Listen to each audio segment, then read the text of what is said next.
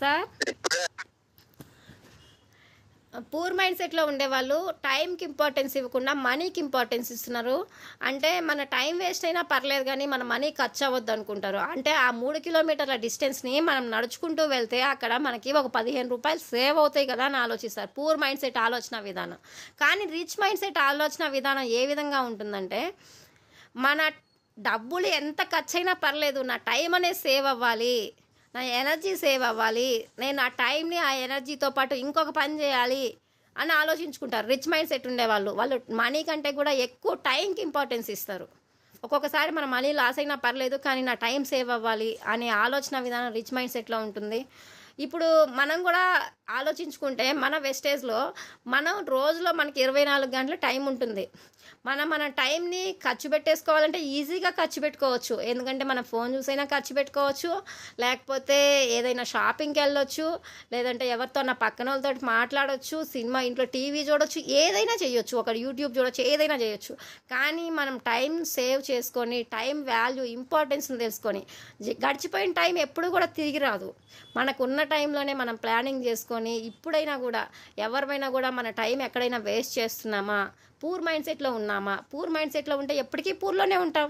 మనం రిచ్గా మారాలంటే డెఫినెట్లీ మన ఆలోచన విధానం మారాలి, మనం రిచ్లోకి రావాలి. మన టైంని కొద్దిగా సేవ్ చేసుకుంటూ ఆ వాల్యుబుల్ టైంని వాల్యుబుల్ ఇన్ఫర్మేషన్ తోటి ఒక ప్రాపర్ యూట్యూబ్లో ఏదైనా ప్రోడక్ట్ నాలెడ్జ్ చూడడం కానీ, లేకపోతే ఏదైనా తెలియని విషయాన్ని తెలుసుకోవడం కానీ, అప్లైనర్స్ తోటి ఒక 10 నిమిషాలు మాట్లాడుకొని వాళ్ళ నాలెడ్జ్ని తీసుకోవడం కానీ, లేకపోతే టీం మెంబర్స్ మన దగ్గర ఉన్న నాలెడ్జ్ని షేర్ చేయడం కానీ, కొత్త వాళ్ళతోటి మాట్లాడి ఇన్విటేషన్ ఇవ్వడం కానీ, ఏదో ఒకటి మన ఇంట్లో ప్రతి ఒక్కరం ఉన్న టైంని సేవ్ చేసుకొని ముందుకెళ్తూ ఉంటే డెఫినెట్లీ మనం సక్సెస్ తీసుకోవచ్చు. లేదంటే మనం గడిచిపోనిలే టైమే కదా, దానికి ఏం మనం ఖర్చు చేయట్లేదు కదా అనుకుంటే అది చాలా ఫెయిల్యూర్ అవుతాం. మన టైంని మనం ఎంత సేవ్ చేసుకొని ఎంత యూస్ఫుల్ ఇన్ఫర్మేషన్ తీసుకుంటామో డెఫినెట్లీ మనం అంత సక్సెస్ అవ్వడం జరుగుతుంది. 9th point, people don't have learning attitude with others. కొంతమంది ఆలోచన విధానం ఏ విధంగా ఉంటుందంటే, కొంతమందికి పక్క వాళ్ళు చెప్పేది ఎంత మంచి చెప్పాలని చూసినా కూడా వాళ్ళ మైండ్కి ఎక్కించుకోరు. ఎందుకంటే నేను చెప్పేదే కరెక్ట్, నాకు అన్నీ తెలుసు, నాకు వాళ్ళ నుంచి నేను నేర్చుకునేది ఏంది అని కొంతమంది మెంటల్గా ఫిక్స్ అయిపోయి ఉంటారు.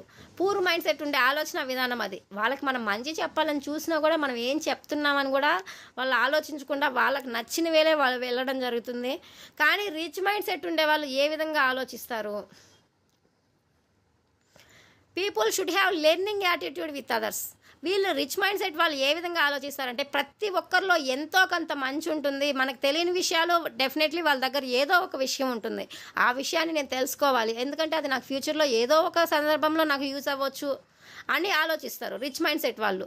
కానీ పూర్ మైండ్ సెట్ వాళ్ళు ఎంత మంచి చెప్పాలని చూసినా అంతే ఉంటారు.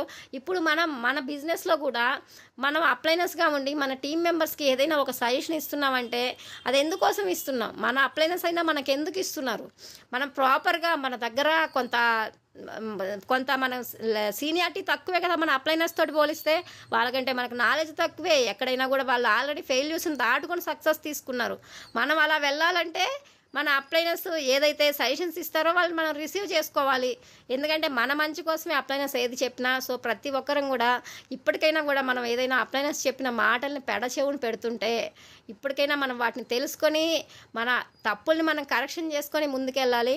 కానీ రిచ్ మైండ్ సెట్ ఉండేవాళ్ళు ఈ విధంగా తెలియని విషయాల్ని ఏదైనా అప్లైనర్స్ చెప్పినా రిసీవ్ చేసుకునేసి దానికి పలానా టైంలో నాకు పలానా దగ్గర యూజ్ అవుతుంది అని ప్రాపర్ ప్లానింగ్ తీసుకునేసి ఏదైనా తెలియని విషయాన్ని అప్లైనర్స్కి కాల్ చేసి సపోర్ట్ తీసుకునేసి ముందుకెళ్ళడం జరుగుతుందన్నమాట. ఎంతైనా కూడా నేర్చుకునే విషయాలు ఎదుటి వాళ్ళని చూసి విని నేర్చుకునే ఆలోచన విధానం చాలా తక్కువ ఉంటుంది పూర్ మైండ్ సెట్ వాళ్ళకి. నేను చెప్పిందే కరెక్ట్, నేను చేసేదే రైట్ అంతే ఉంటుంది వాళ్ళ మైండ్ సెట్. ఎదుటి వాళ్ళు చెప్పేది కూడా పట్టించుకోరు. ఆ విధంగా ఉండడం వల్ల డెఫినెట్లీ మనం ఫెయిల్యూర్ అవుతాం. ఇప్పటికైనా కూడా మన ఆలోచన విధానం మనం మార్చుకొని డెఫినెట్లీ మనం సక్సెస్ అవ్వాలంటే ఆలోచన విధానం మార్చుకోవాలి. ఇప్పటికైనా మనం మార్చుకొని రిచ్ మైండ్ సెట్లోకి వచ్చి మనం తెలియని విషయాన్ని ఏదైనా చెప్తుంటా మనకు తెలిసినా కూడా ఇంకా దానికి మనకంటే ఇంకా బాగా వాళ్ళకి తెలిసి ఉండొచ్చు, ఇంకా మనకి ప్రాపర్ ఏదైనా ఎక్స్ట్రా నాలెడ్జ్ రావచ్చు. ఎంతైనా కూడా మనం చెప్పేది విని నేర్చుకోవడానికి ముందు ప్రయత్నం చేయాలి. ఈ విధంగా మన ఆలోచన విధానం మనం మార్చుకుంటూ మనం ముందుకెళ్తుంటే డెఫినెట్లీ మనం సక్సెస్ అనేది తీసుకోవచ్చు. 10th point, people cannot agree the failures and push on others.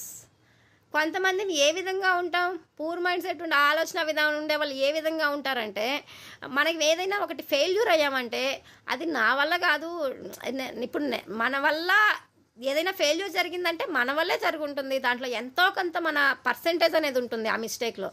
కానీ వాళ్ళు ఫెయిల్యూర్ అవ్వడం వల్ల దాన్ని ఏ విధంగా చేస్తారంటే పక్క వాళ్ళ వల్ల, ఇప్పుడు ఫర్ ఎగ్జాంపుల్ మన ఫ్యామిలీలో కానీ ఏదైనా మనం ఈ సిచ్యుయేషన్లో ఉన్నామంటే మన పెద్దవాళ్ళ మీదో లేకుంటే మన బ్రదర్స్ మీదో సిస్టర్స్ మీదో పలానా వాళ్ళు పలానా చెప్పడం వల్ల నేను ఈరోజు ఈ పొజిషన్లో ఉన్నా, లేకపోతే నేను ఎక్కడో ఉండేవాడిని నాకు నచ్చినట్లు నేను చేసుకోంటే అనుకొని ఆలోచిస్తుంటాను.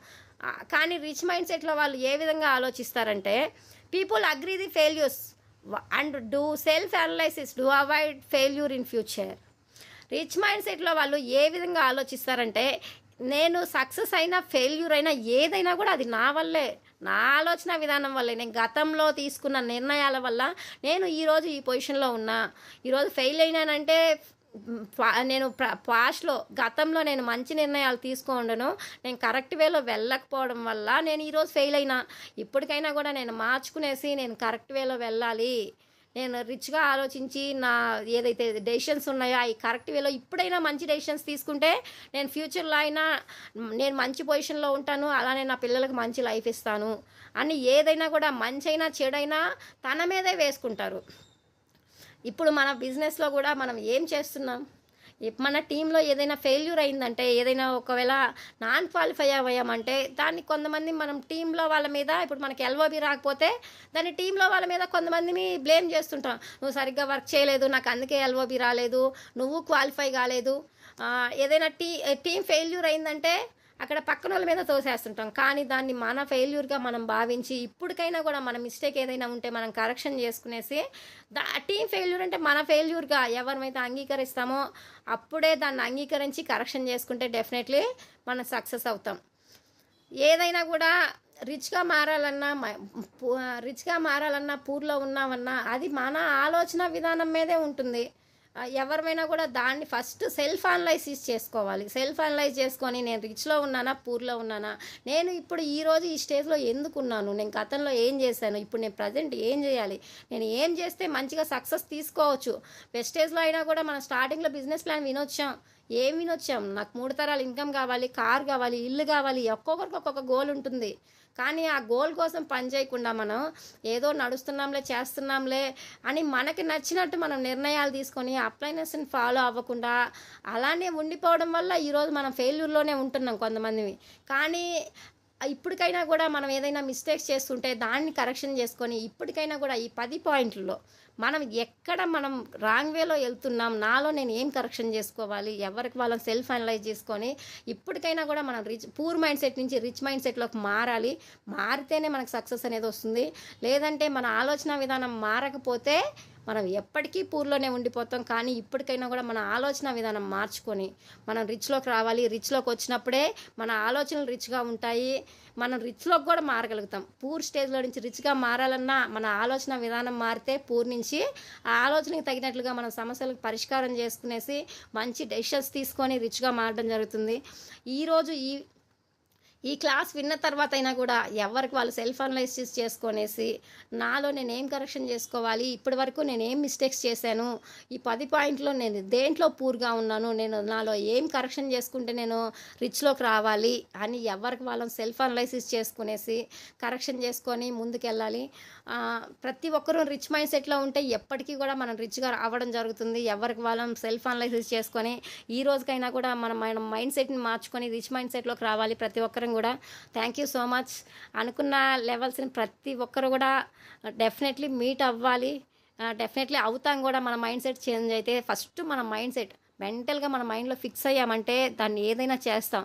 పలానా నేను తీసుకోవాలని ఫిక్స్ అయితే దానికి తగినట్టు ప్రాపర్ ప్లానింగ్ తీసుకునేసి కరెక్ట్ టైంకి మనం పని చేసి టీంలో వాళ్ళకి ప్లానింగ్ ఇచ్చి వర్క్ చేసుకుంటే డెఫినెట్లీ మనం రిజల్ట్ తీసుకోవడం జరుగుతుంది. Thank you so much sir, ఈరోజు నాకు ఈ అవకాశం